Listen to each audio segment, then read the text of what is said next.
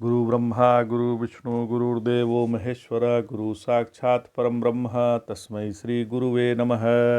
ओम नमो ब्रह्म विद्या संप्रदाय कृतभ्यो वंश ऋषिभ्यो महद्भ्यो नमो गुरुभ्यः सर्वपल्लवरहित प्रज्ञानघनः प्रगद्धो ब्रह्मेवामस्मि। ओम नारायणं पद्मं वशिष्ठं शक्तिं च तत्पुत्रं पराशरं च व्यासं शुगं गौडं पदम महांतं गोविंद्रमथास शिष्यं श्रीशंकराचार्यमथास्पदपादं च हस्तामलकं शिष्यं तं तोटकं वर्तीकारमन्नास्मृतगुरुसन्ततो मानतोऽस्मि। श्रुतिस्मृतिपुराणानाम् आलयं करुणालयं नमामि भगवत्पादं शङ्करं लोकशङ्करं शङ्करं शङ्कराचार्यं केशवं बादरायणं सूत्रभाष्यकृतो वन्दे भगवन्तो पुनः पुनः। ईश्वरो गुरुरात्मेति मूर्तिभेदविभागिने व्योमवप्ताय देहाय दक्षिणामूर्तये नमः। ओम श्री गुरुभ्यो नमः। ओम श्री परमात्मने नमः। हम लोग गीता के 8वें अध्याय का अध्ययन कर रहे हैं।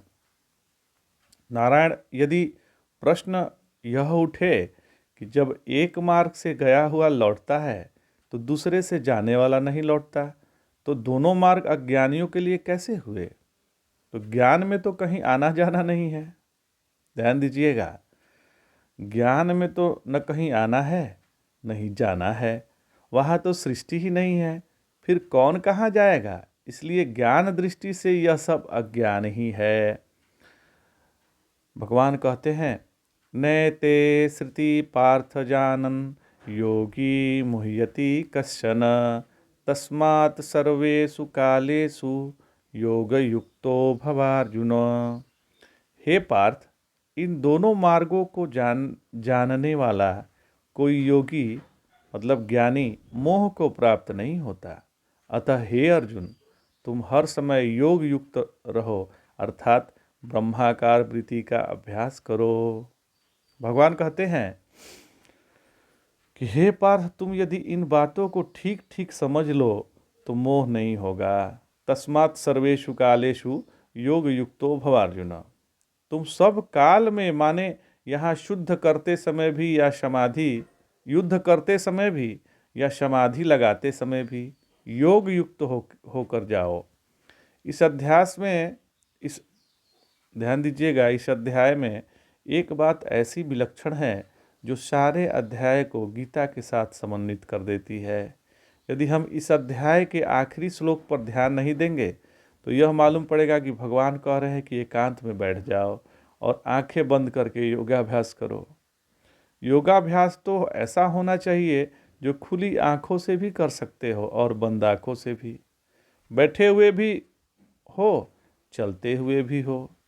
एक बात समझ लेने की ज़रूरत है कि यह दुनिया का जितना तमाशा है ना, शब्द, स्पर्श, रूप, रस, गंध, यह इंद्रियों के कारण है, क्योंकि इन्हीं के माध्यम से प्रकाशित होते हैं। यदि हमें इन दुनिया से बचना है तो क्या साधना करनी है?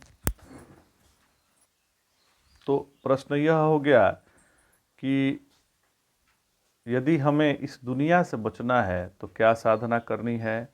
तो पहले हमें अपने इंद्रियों पर नियंत्रण करना होगा। यदि हम इंद्रियों पर नियंत्रण नहीं किए तो हम आध्यात्मिक यात्रा नहीं कर रहे हैं, अपितु हम अपने आप को धोखा दे रहे हैं। हम अगला जन्म हम ही निर्णय लेते हैं, क्योंकि हम स्वयं को जीव जाना। एक राजा था, उस राजा के गुरु महाराज ने बताया कि तुम अगले जन्म में सूअर होने वाले हो और तुम्हारा ऐसा रूप रंग होगा तो उस समय तुम्हारे मंत्री तुम्हें आकर बतला देगा तो तुम्हें सब स्मरण हो जाएगा। फिर तुम उस सूअर के देह को त्याग करके तुम्हें मनुष्य देह मिलेगा, फिर तुम राजा बन जाओगे।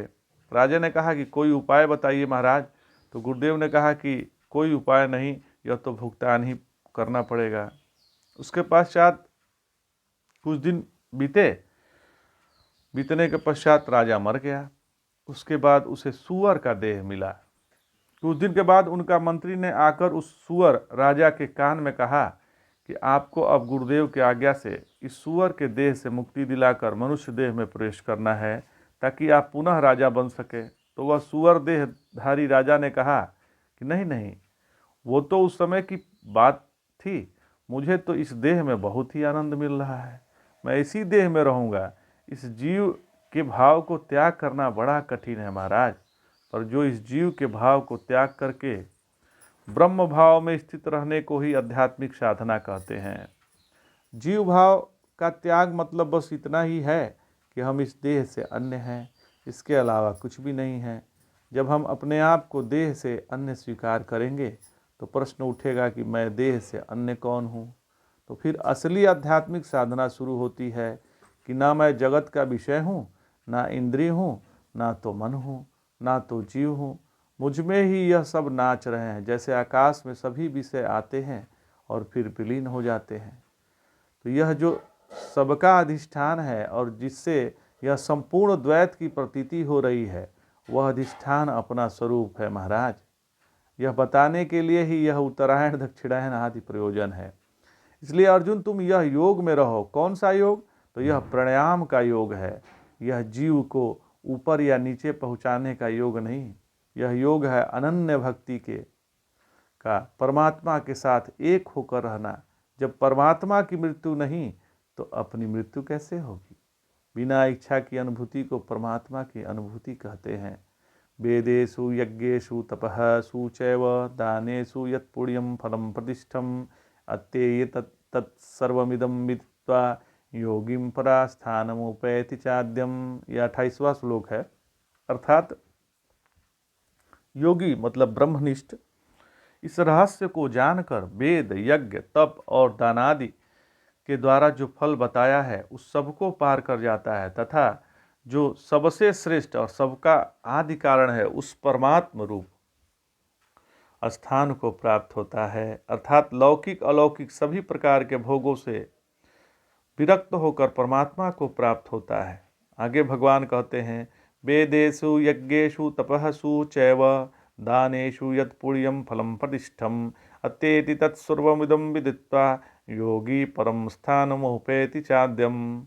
अर्थात योगी इस रहस्य को जानकर वेद, यज्ञ, तप और दानादि के द्वारा जो फल बताया है उस सब को पार कर जाता है तथा जो सबसे श्रेष्ठ और सबका आदि कारण है उस परम ब्रह्म रूप स्थान को प्राप्त होता है। अर्थात लौकिक अलौकिक सभी प्रकार के भोगों से विरक्त हो परमात्मा को प्राप्त हो जाता है। हम साक्षात परम ब्रह्म परमात्मा हैं, यह मान लें, धीरे धीरे जान भी लेंगे, ऐसा मानने में हर्जी क्या है। इस प्रकार यह श्रीमद् भागवत गीता जी जो पूर्ण ब्रह्म विद्या है उसका यह अक्षर ब्रह्म योग का अंतिम श्लोक था।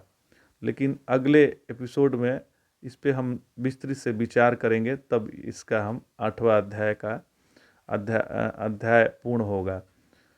जय जय शंकर, हर हर शंकर।